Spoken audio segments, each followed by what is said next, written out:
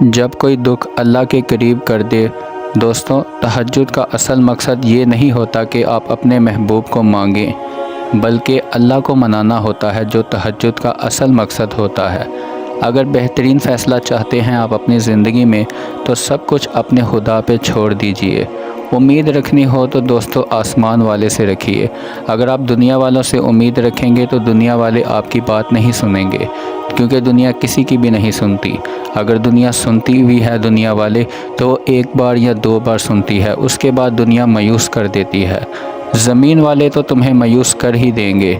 دل میں کھوٹ ہو تو دعا، عطا اور محبت راستہ بدل ہی دیتی ہے۔ زندگی میں کچھ بننا ہو تو طریقے بدل لیجئے، ارادے نہیں بدلتے۔ وہ بلندی ہی دوستو آپ کی کس کام آئے گی جس پر انسان چڑھ کر انسانیت سے ہی گر جائے۔ دوستو آپ سوچتے ہیں کہ حج مہنگا ہو گیا ہے۔ دوستو اگر حج مہنگا ہو گیا ہے تو کوئی بات نہیں، نماز تو مفت میں مل رہی ہے، آخر نماز ہی پڑھ لیا کرو۔ جو رب انار کے دانوں کو ترتیب دینے پر قدرت رکھتا ہے، بے شک وہ رب ہمارے حالات بھی بدلنے پر اختیار رکھتا ہے۔ اگر خدا تمہیں دینے میں دیر کر رہا ہے تو سمجھ لو خدا کو آپ کا مانگنا بہت پسند آ گیا ہے۔ بے شک مشکل کے ساتھ آسانی ہوتی ہے۔ مشکل وقت پر صبر کرنا اور بہتر وقت پر شکر کرنا، یہ سچے اور ایماندار مومن کی بہت بڑی پہچان ہوتی ہے۔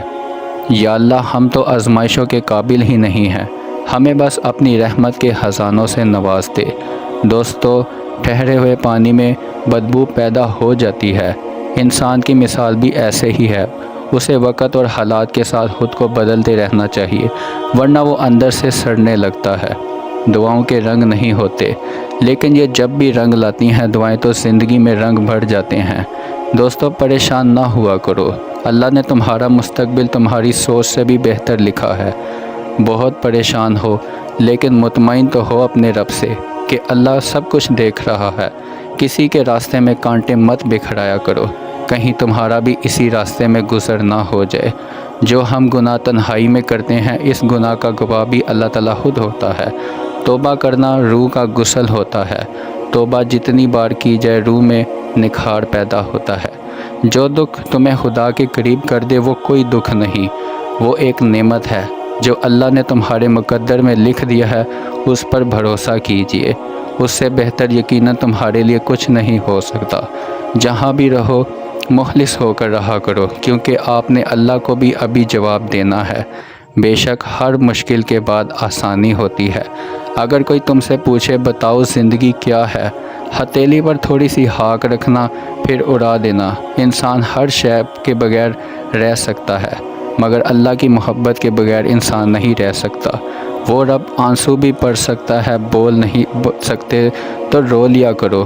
غلطیاں ہزاروں اور معاف کرنے والا صرف ایک اللہ ہے۔ یاد رکھنا سکون کی دولت اللہ کے ذکر سے نصیب ہوتی ہے۔ کامیابی کے 3 راز ہوتے ہیں: نماز، قرآن پاک، درود شریف۔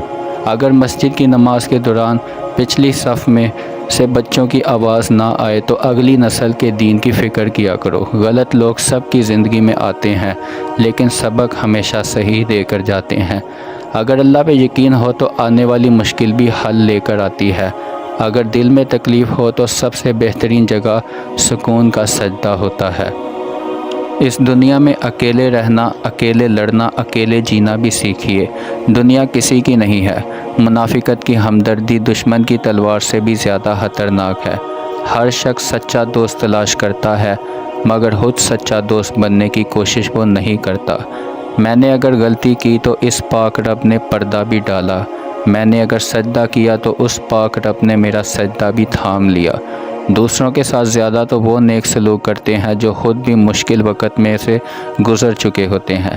سب سے اچھی زندگی وہ بسر کرتے ہیں دوستو جو اپنی ضرورت پوری کرنے کے لیے پیارے رب کے سوا اور کسی پر بھروسہ نہیں کرتے۔ یاد رکھیے برائی تو ہنستی ہوئی آتی ہے، لیکن جو نیکی ہے وہ روتی ہوئی جاتی ہے۔ اخلاق وہ چیز ہے جس کی کوئی قیمت نہیں دینی پڑتی، لیکن اخلاق ایسی بھی چیز ہے مگر اس سے ہر انسان خریدا جا سکتا ہے۔ بد دعا صرف اخلاق نہیں ہوتی، جس کو دکھ دو اس کی آپ بھی بد دعا بن جاتی ہے۔ اور یاد رکھیے اللہ پاک بہت انصاف کرنے والا ہے۔ بانٹنے سے خوشیاں اس طرح بڑھتی ہیں جس طرح زمین میں بویا ہو بیج پوری فصل بن جاتا ہے۔ کبھی کبھی شکایت کرنے سے بہتر ہے کہ انسان ہمیشہ کے لیے خاموش رہے، کیونکہ ضروری نہیں ہوتا کہ ہر وقت شکایت کی جائے۔ خدا دیکھ رہا ہے۔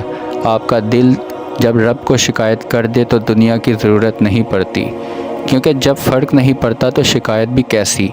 اگر آپ کسی کے ساتھ غلط کرتے ہیں تو اپنی باری کا بھی انتظار ضرور کرنا۔ زندگی کبھی کسی کو مفت میں کچھ نہیں سکھاتی۔ جب کوئی کہتا ہے مجھے زندگی نے یہ سکھایا ہے تو یقین کریں اس نے اس کی بہت بڑی قیمت بھی ادا کی ہوگی، اسی لیے اس نے کہا ہے کہ یہ میں نے زندگی سے سیکھا ہے، اگر اس نے سیکھا ہو تو۔ 3 چیزیں یاد رکھو: موت، احسان، نصیحت۔ جو اللہ پاک کے دیے ہوئے رزق کو کافی سمجھے وہ زندگی میں کبھی کسی کا محتاج نہیں بنتا۔ بد زبانی، بد کلامی اور فحش گوئی سے آپ نہ صرف اپنا وقار تباہ کرتے ہیں بلکہ ان لوگوں کو بھی توہین کرتے ہیں جنہوں نے آپ کی تربیت کی ہوتی ہے، جیسے آپ کے ماں باپ۔ انہوں نے آپ کی اچھی تربیت کی ہے لیکن آپ کی ان غلط حرکتوں کی وجہ سے ان کی بھی توہین ہوتی ہے۔ اللہ پاک آپ سب کو اپنے حفظ و ایمان میں رکھے اور آپ کا ایمان بھی بچائے رکھے۔ دعاؤں میں یاد رکھیجیے گا۔ اللہ حافظ۔